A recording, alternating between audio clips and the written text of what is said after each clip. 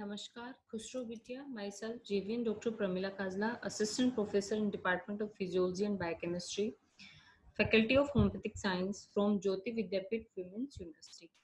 Today, our topic is properties of nerve fiber. First property is excitability. Excitability is defined as physiochemical changes that occur in a tissue when stimulus is applied. Stimulus is defined as an external agent which produces excitability in the tissue. Different type of stimulus, quality of stimulus, and strength duration curve are explained later in.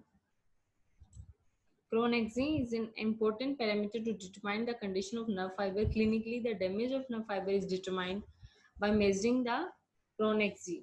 It is measured by chroneximeter.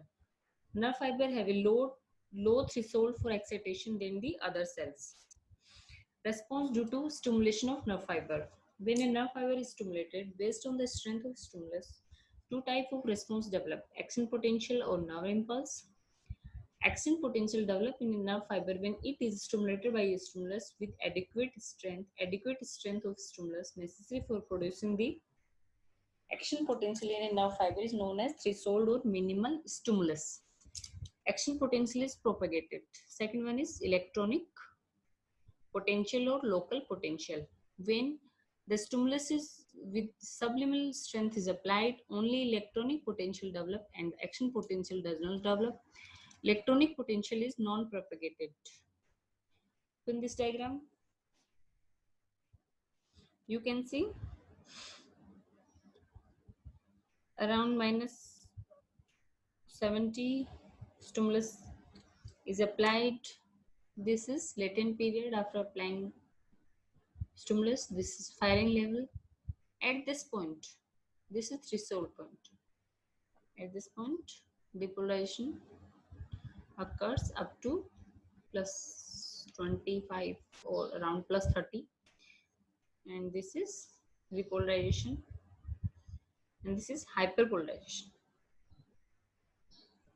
So second property is conductivity. Conductivity is the ability of nerve fibers to transmit the impulse from area of stimulation to the other area. Action potential is transmitted through the nerve fiber as nerve impulse. Normally in the body, the action potential is transmitted through the nerve fiber in only one direction. However, in experimental conditions, when the nerve is stimulated, the action potential travels through the nerve fiber in either direction. In this diagram, you can see propagation of impulse from after action potential take place, that is sodium entrance and development of action potential. So stimulus is propagated, and in myelin sheath, stimulus is propagated from node to node, one node of Ranvier to another node. Mode of conduction through the nerve fibers in this diagram. First one is non-myelinated and B is myelinated fibers. That is in non-myelinated, this is continuous conduction, and B is saltatory conduction, impulse jump from node to node. Refractory period. Refractory period is the period at which nerve does not give any response to a stimulus. Type of refractory period: absolute refractory period and relative refractory period. Absolute refractory period is the period during which the nerve doesn't show any response at all, whatever may be the strength of stimulus. Relative refractory period: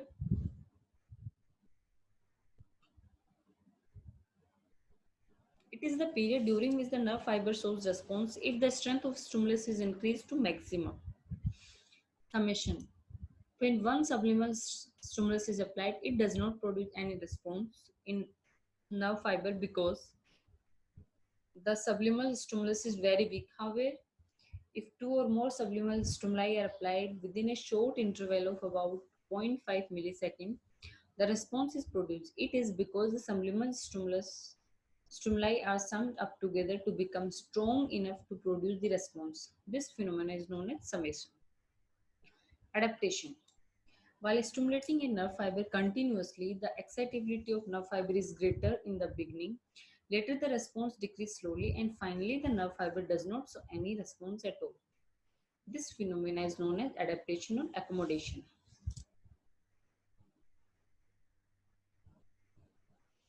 Infatigability. Nerve fiber can't be fatigued even if it is stimulated continuously for a long time. The reason is that nerve fiber can conduct only one action potential at a time. At that time, it is completely refractory and does not conduct another action potential. All or none law. All or none law states that when a nerve is stimulated by a stimulus, it gives maximum response or doesn't give response at all. All or none law. This session is powered by Digital Version 2.0 Jyoti Vidyapeeth Women's University. I hope you are satisfied with my digital session. If you have any query, please mention in comment box. I will resolve it. Thank you.